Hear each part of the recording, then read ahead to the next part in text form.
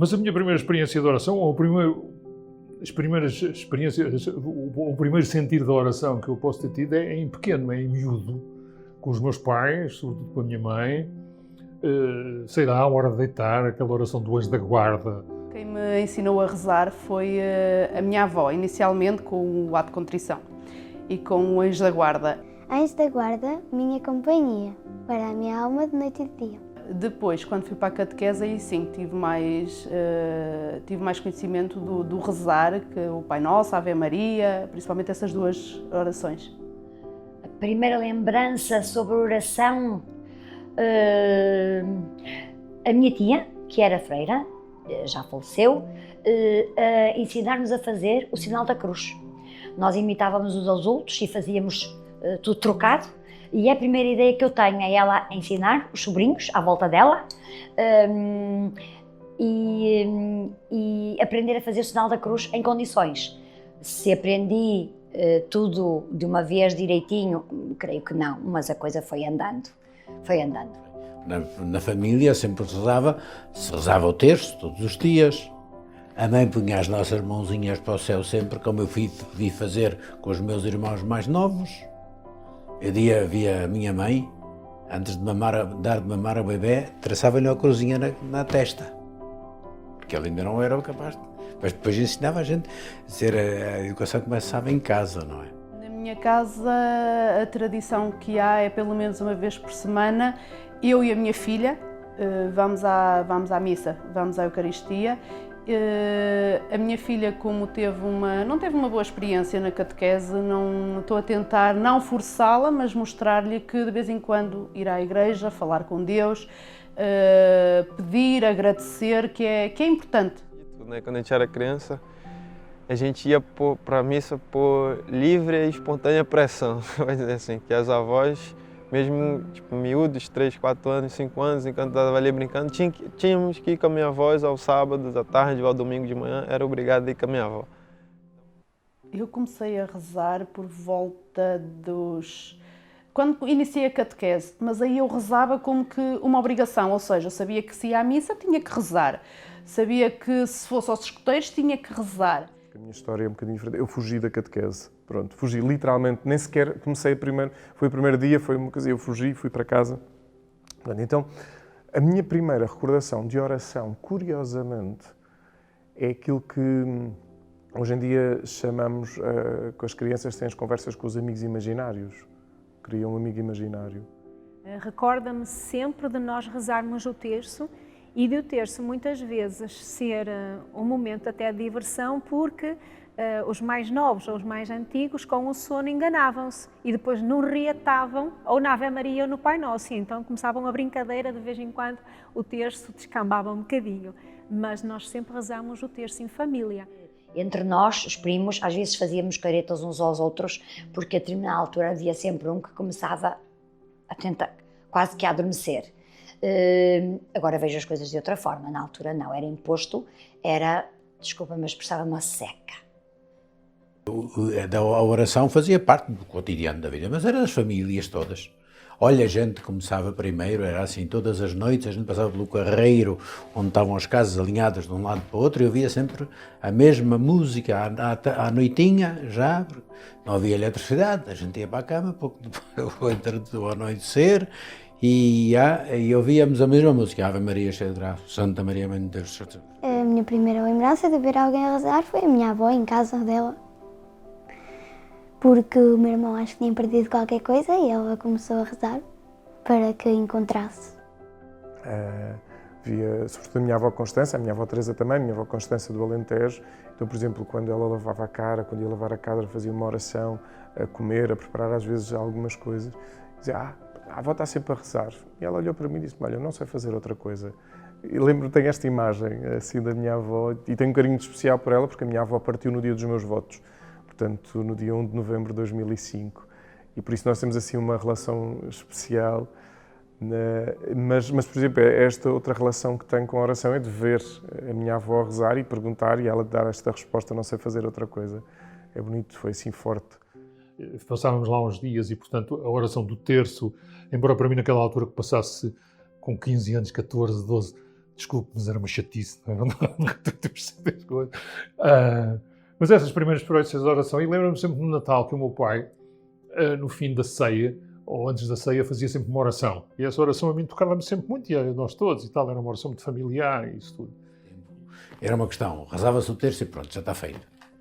E também hoje muita gente é assim. Quer dizer, a oração não é uma questão simplesmente de tens a obrigação de dizer um determinado número de orações por dia e tal, e fica o assunto arrumado. A questão é dar sentido à vida a partir da forma como a vida própria era marcada por um ritmo que nos fazia lembrar de Deus e viver na presença de Deus. A oração para mim hoje é uma coisa completamente diferente. Completamente diferente. Não é nada que me é imposto, é algo que sai de mim. Não é algo que eu tenha decorado, pura e simplesmente, quando estou a rezar, sobretudo o Pai Nosso, porque é realmente a oração por excelência, eu penso naquilo que estou a dizer. Antes saía quase que mecânico.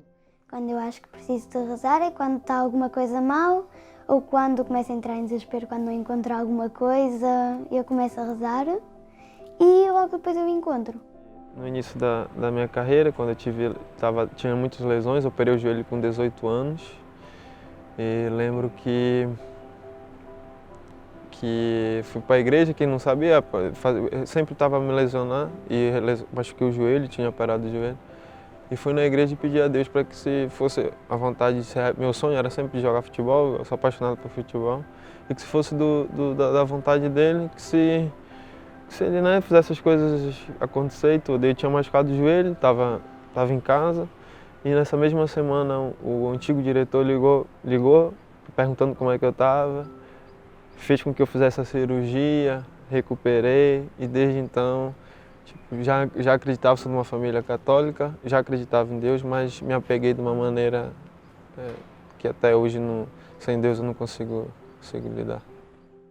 Então, às vezes meio a brincar, meio a sério, perguntar às pessoas, têm rezado a comer? A pessoa fica, não, eu faço a oração de agradecimento. Não, rezar a comer. Permitir que, ao estar ali a alimentar, perceber que os dons recebidos de repente vão ser quem é que eu sou. É que isto faz-me aqui ponto com a Eucaristia. Nós aqui é que quando vamos comungar, o que é? É alimentar-me do próprio Cristo.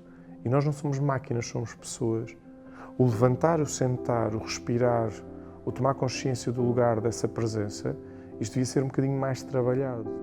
Porque o que nos ensinaram foi tão formatado, tão obrigado. Eu era obrigada a ir à igreja, eu era obrigada a ajoelhar, eu era obrigada a fazer o sinal da cruz, eu não sabia o que estava a fazer, a rezar, aquelas orações todas, eu nem sabia dizer,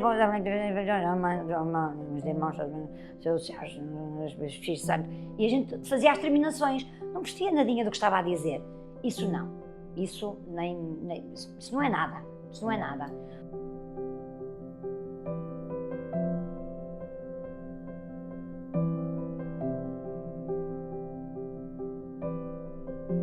Eu cresci sempre com a ideia de um Deus que me atraía tanto. Eu quando era pequenina, eu sempre fui uma jovem muito chorosa, porque eu sempre fui muito sensível e tudo para mim era um motivo para chorar. Então eu fugia para a igreja para chorar. Eu não ia para outro sítio qualquer. A igreja na altura estava aberta, ela ainda fica mais ou menos a uns 500 metros da casa da minha mãe, e eu ia para a igreja estava aberta todo dia, não estava lá ninguém, e eu ia para lá chorar. Então eu sentia muito bem dentro da igreja, mas a ideia era sempre aquela, eu ia lá porque eu ia pedir desculpa e eu ia pedir ao Senhor, mas eu sabia que eu estava sempre a ser punida. Antes da minha experiência com Deus, com o carisma, eu conhecia um Deus que era distante, um Deus que não interferia na minha vida, um Deus que até me abençoava, mas ficava lá no sítio dele governando todas as coisas. Depois da minha experiência com o amor de Deus, eu pude experimentar desse Deus que é próximo, esse Deus que fala comigo, esse Deus que cuida de mim, que está comigo no meu dia a dia. Sempre eu achava que Deus era um carrasco um bocadinho, para mim, era essa mesma a minha visão. E quando eu comecei a participar no Shalom, eu comecei a perceber um Deus diferente. Um Deus que me amava, embora eu não percebesse, mas eu sou tão pecadora, faço tanta coisa. Não rezava, não me interessava, quer dizer, Deus estava lá em cima, eu estava cá em baixo, a gente não se incomodava um ao outro e estava tudo muito bem. Essa procura, obviamente, levou-me a encontrar um Deus próximo, porque antigamente, e não estou a dizer que os meus pais ou as pessoas naquela altura, era uma maneira de educar. O Deus era um Deus longe, era um Deus longínquo, era até, infelizmente, muitas vezes um Deus castigador, ou pelo menos era ensinado como tal. Se não fizeres não sei quando, vem lá Deus e castiga. E a nossa oração vai depender claramente da ideia que a gente tem de Deus. Se a gente tem de Deus como sendo um juiz severo, etc., ou um polícia, a gente vai tentar negociar com ele. E de ver como é que a gente pode escapar ao castigo, porque é isso, no fundo, que nos leva a sentir um grande sentido de sentir-nos sempre culpados, etc. Se Deus é o pai e a mãe, significa que quando a gente está ferido até corre para os braços deles. E quando a gente, e isso é a atitude que marca a oração, por um lado é marcada pela nossa atitude, mas por outro lado modela as nossas atitudes.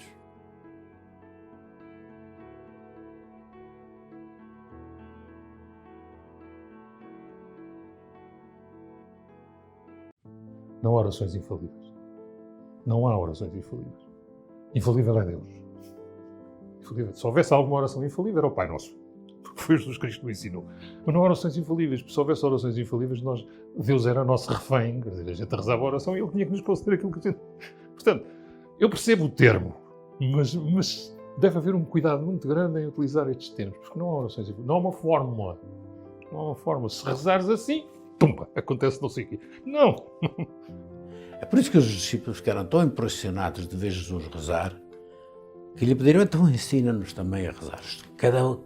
E o que é que eles queriam? Queriam modelos de oração. Uma oração. E Jesus diz, e Jesus acede, de certo modo, porque eles diziam, João Batista também ensinou, os fariseus ensinam aos seus discípulos a rezar, ensina-nos também a oração. E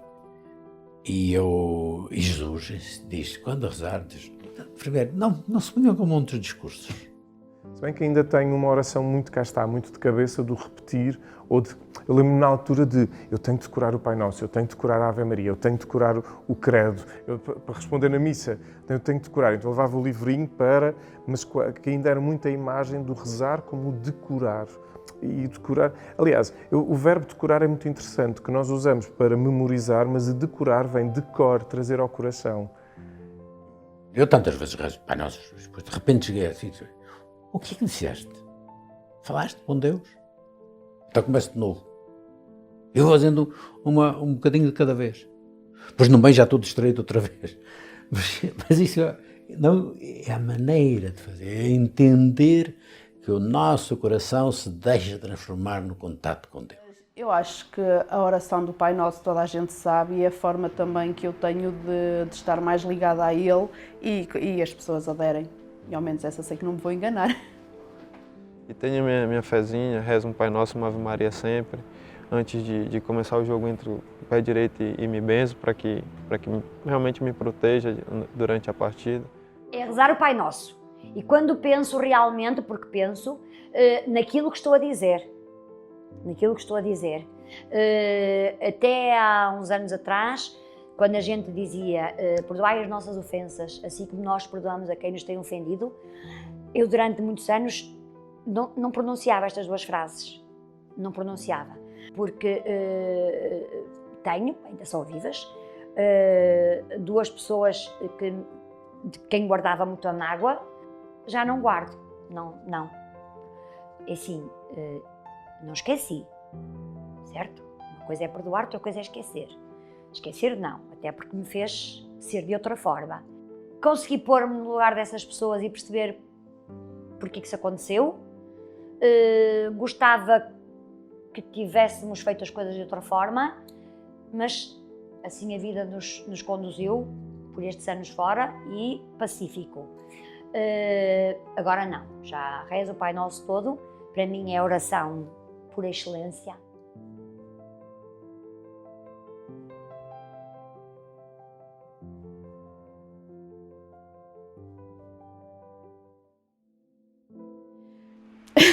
Quando Deus não me ouve, eu costumo dizer que Deus tem que ser homem, porque não ouve, nós falamos e os homens não nos ouvem, não é? Mas quando Deus não me ouve, fico um bocado chateada. Normalmente é assim, eu sei que Ele ouve sempre, pode naquele momento é não ter tempo para nos atender, porque nós também somos muito pedichões e nós só nos lembramos de Deus basicamente para pedir, em vez de também temos que ter um bocadinho para lhe agradecer. Minha avó foi falecida agora há pouco tempo, mas lutou bastante pela vida. E passou, acho que 3 meses internada. E na segunda intubação dela, ela tinha saído, eu tinha prometido que quando ela saísse da intubação, eu tinha que ir a Fátima agradecer. E no dia que eu fui conseguir, que tivemos uma folga, no dia que eu consegui ir, eu recebi uma ligação da minha irmã dizendo que a minha avó tinha sido entubada de novo. E eu naquele momento tinha ido para agradecer uma coisa e que foi totalmente contrário, ou seja, eu recebi um choque. E mesmo assim, eu acreditando na fé, eu falei, vou lá agradecer e vou pedir, ela vai sair da intubação novamente. Mesmo assim fui a Fátima, prometi o que eu tinha cumprido, fui, pedi novamente e passados acho que 3 dias ela saiu da intubação, conseguiu sair da intubação. Foi para a enfermaria, teve alta, foi para casa. Depois, passado um tempo, infelizmente, ela faleceu. A dor é complicada, às vezes até os pedidos, até os sentimentos, as perguntas que a gente faz depois que acontecem essas situações. Né? O porquê ela, na situação dela, lutou tanto e conseguiu vencer e o porquê que aconteceu aquilo depois. E eu acho que a oração, que é aquilo que a gente vai buscar em Deus, é a conversa com Deus, e ela vem as respostas, vem a calma para o nosso coração. Também no apostolado da oração, das audiências do Papa Francisco sobre a oração, que é maravilhoso mesmo, e o Papa com esta frontalidade, e logo no primeiro, assim, à abertura, a falar da oração como um grito. E acho que há muita dificuldade de vermos a oração como um grito, porque nós também estamos muito marcados por um moralismo, que é uma coisa doida. E que horror, não vamos gritar com Deus. Ai, meu Deus, não, Deus. E de facto a gente olha para os textos e o Papa diz-nos, é um grito. Eu dou este exemplo. Logicamente que ninguém espera que o marido nos morra aos 36 anos de idade e nos deixe com 2 filhas no braço. Claro que nessa altura a gente tem que se revoltar e tem que se zangar e tem que partir louça e tem que chorar. Mas as perdas fazem também com que nós ganhemos força e com que nós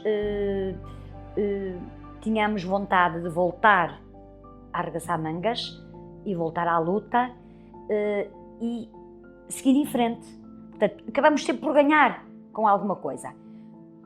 Nem sempre vemos isso na altura certa ou naquela altura. Agora, eu acho que nos acontece sempre alguma coisa que nos faz voltar a fazer as pazes com Deus. Depois de uma vida de 20 e tal anos de afastamento e uma vida muito má, a certa altura, de mulher, de álcool, de noitadas e, para o fim, até algumas drogas. E quando há qualquer coisa na minha vida que me faz perceber que eu estou a caminho do abismo, e ali a igreja de Monte Real, comecei a ler alguns livros sobre a igreja, sobre Deus, etc. Andava à procura de alguma coisa, e então ao meio-dia e tal, quando sabia que a igreja estava vazia, eu ia para a igreja. Sentava-me em frente do sacrário e tinha ali as minhas conversas com o sacrário. Naquela altura, quer dizer, havia sempre alguma fé, porque essa fé vivia em mim desde garoto, não é? Mas não era mais uma fezada do que uma fé, quer dizer.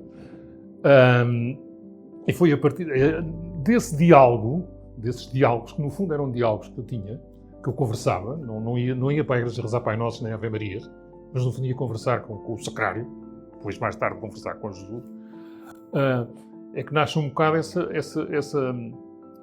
essa ligação com a oração, esse diálogo com a oração.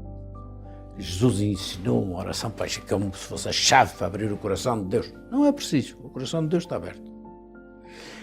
É uma forma de modelar o nosso coração.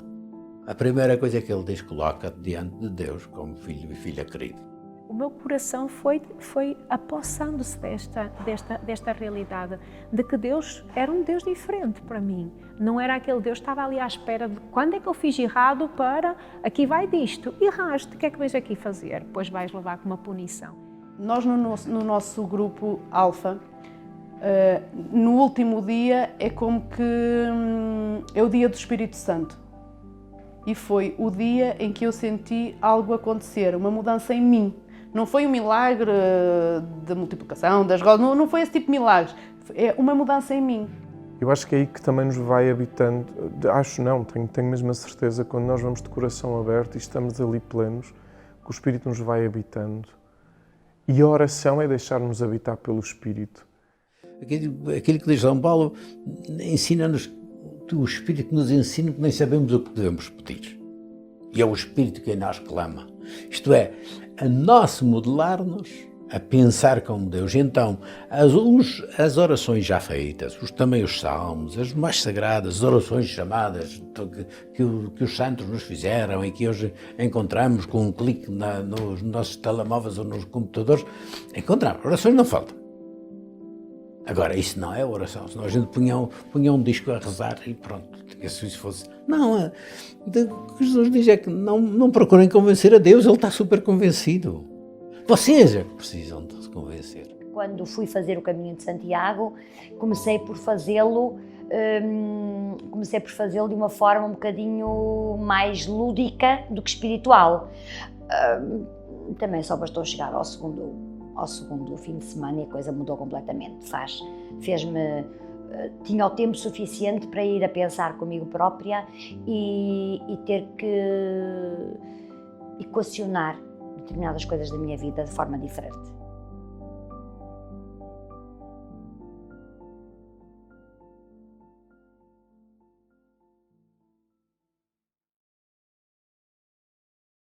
Isso toda a gente sabe.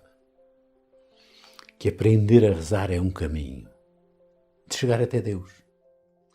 Se nós repararmos, quando o Senhor Jesus ensina aos seus apóstolos a rezar, ensina-lhes o Pai Nosso. Para nós formatou-se que o Pai Nosso é uma oração tradicional, mas se nós olharmos para o Pai Nosso, rezarmos o Pai Nosso devagar e com calma, percebemos que é uma conversa com o Pai. A oração para mim é falar com Deus através de uma música ou só falar simplesmente. It's a surge, so it's a lifting up of the heart and mind towards God. Basically, prayer is an act of faith, thinking of God and believing in Him. Acho que a oração é das coisas mais criativas que temos e nós sabemos rezar. Se calhar o problema é que nós também temos muitas comparações de modelos de oração ou de como é que seria rezar. Antes de mais, é que cada pessoa se possa encontrar com ela própria e, neste caso, dentro da humildade de vida, não é? Que é, olha, para rezar, então vamos começar com a respiração. Ou então vamos começar com um texto bíblico, um salmo. O que é que a palavra lhe está a dizer? Que emoção é que lhe está a transmitir? Antes de mais, que não tivesse pressa da comparação com a realidade, porque é isto. Não sei rezar. Quando a gente diz isto, estamos a comparar com algo, não é? Eu não tinha a noção, eu gosto muito do mar.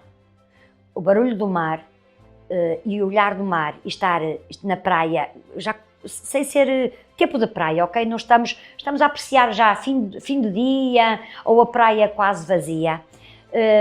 Isso fazia-me sentir bem. Eu agora percebo que isso era a minha maneira de orar. Eu nunca percebi isso, eu achava que nestes anos todos eu nunca tinha orado, tinha por simplesmente deixado a oração de lado. Eu agora percebo que isso esteve sempre presente na minha vida. Eu não lhe chamava era oração, porque realmente eu falava com Deus na altura já. Às vezes a oração é simples, às vezes é fácil, às vezes é difícil, porque tem a ver com uma obra que vai acontecendo dentro de nós, porque nós, na presença de Deus, inevitavelmente Ele nos vai fazer conhecê-lo, mas vai nos fazer conhecer a nós também. Porque na medida que eu conheço Deus, Deus que me criou, é que me vai mostrar perfeitamente quem eu sou. E algumas coisas não vão ser fáceis de ser vividas, não é? É que muitas vezes as pessoas querem fazer a oração com a cabeça. E a oração tem que ter a cabeça, obviamente. Mas tem que sair do coração. A oração pode ser... Posso escrever a oração mais bonita do mundo. Mas se ela não for sentida do coração, Deus ouve as nossas palavras, mas sente muito mais o nosso coração.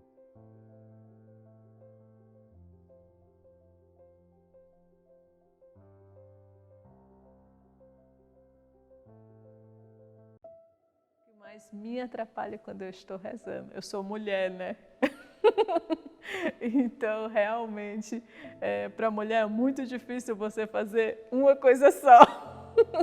Não é? A mulher, ela está no espaço a rezar e ela está a pensar em várias coisas. A limpeza da casa, uma coisa para organizar, uma reunião que eu vou ter à tarde, enfim. O mais difícil na hora de rezar, da oração, é concentrar-me, conseguir me concentrar, conseguir chegar àquele momento em que só estou eu e Deus, e a concentração, porque há sempre barulhos, há sempre ruídos, e enquanto eu não atinjo essa concentração de estar só eu e Deus, a oração não está completa, não faz sentido. Por isso, a dificuldade de silenciar, porque depois, quando nós nos aprendemos a silenciar internamente, eu até de facto posso estar num sítio ruidoso, mas faço a respiração e agora aqui estou. E isso, por isso é também um processo de aprendizagem. Vejo que das dificuldades é isto, acalmar até exteriormente para ir interiormente. Que depois o passo seguinte é, claro que vêm os ruídos interiores, e ainda bem que eles vêm. Eles têm de vir porque Deus quer, ou seja, quer que lhes possamos dar esses ruídos para que Ele possa integrar, transformar, porque Ele quer-nos em paz. So when I was now entering the Dominican order, we used to do half-an-hour meditation every morning. And there was a plane going over, and I knew it was going to England, and just to distract me because of the sound. But then one day I realized, no, pray for the people on the plane. So I turned the distraction into prayer, and I thought of all the people on the plane and said, okay, Lord, bless each one of them.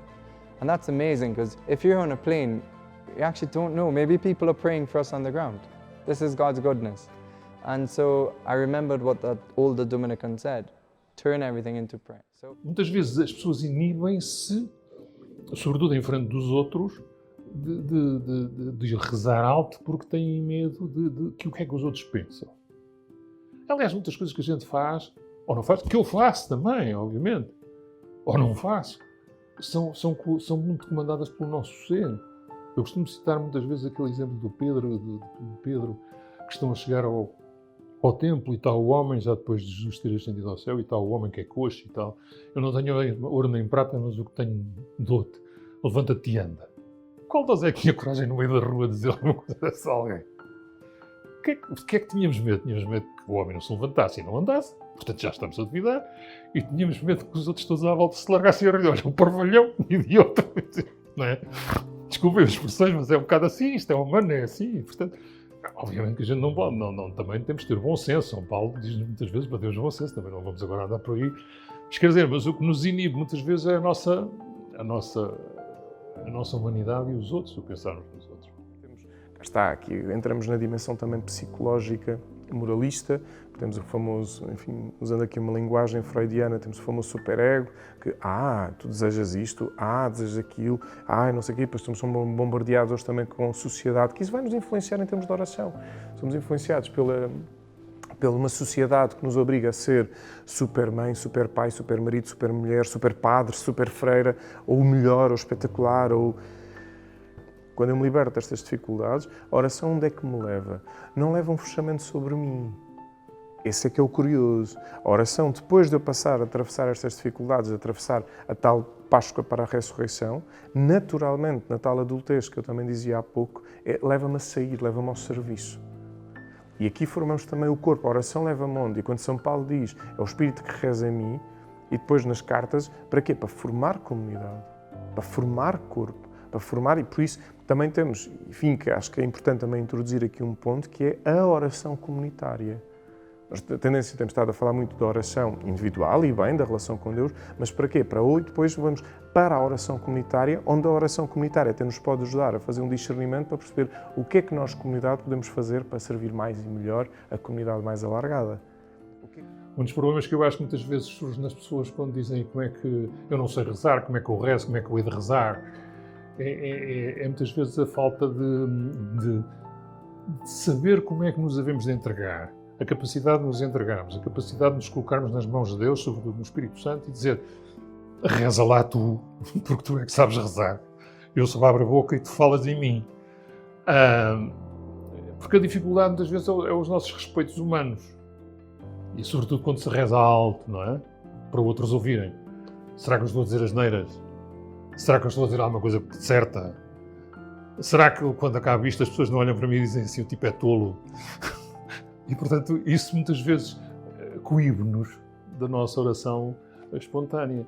E essa entrega vai sendo cada vez mais, eu não diria que é mais fácil, mas vai sendo cada vez mais facilitada pelo Espírito Santo. Quando há que fazer uma oração em voz alta, em grupo, não é porque eu tenha vergonha de falar alto, eu não tenho vergonha de falar, antes pelo contrário, tenho que me mandar calar.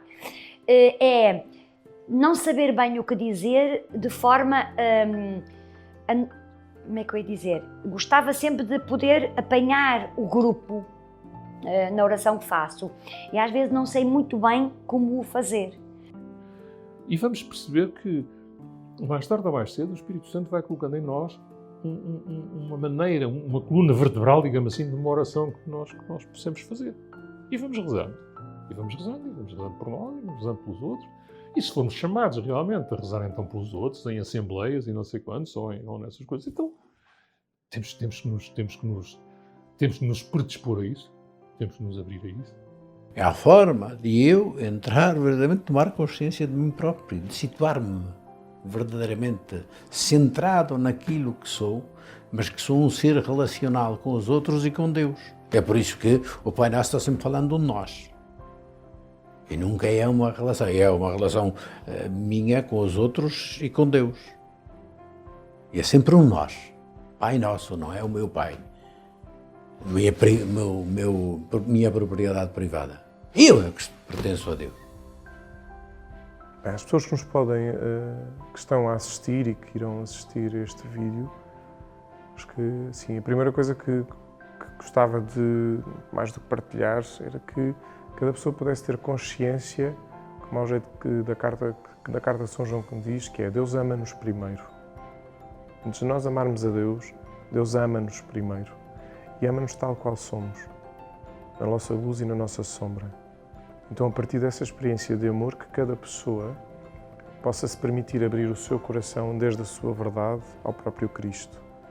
E se tem dificuldade, que não tenha problemas de procurar alguém que ajude a fazer esse caminho. Por que não pedir ajuda a alguém? O São Vicente Ferrer, se não me engano, que era a história do jovem carvoeiro, eu não sei bem se é assim a história, mas não interessa de bocado. Ele dizia que o jovem carvoeiro dizia ao São Vicente: eu já sei rezar, então diz lá, meu menino, que eu nunca te amo e sempre te odeio. E tal. Não é assim, era o que mais faltava, não senhor, não é nada disso. E tal. Lá lhe explicou que eu sempre te amo.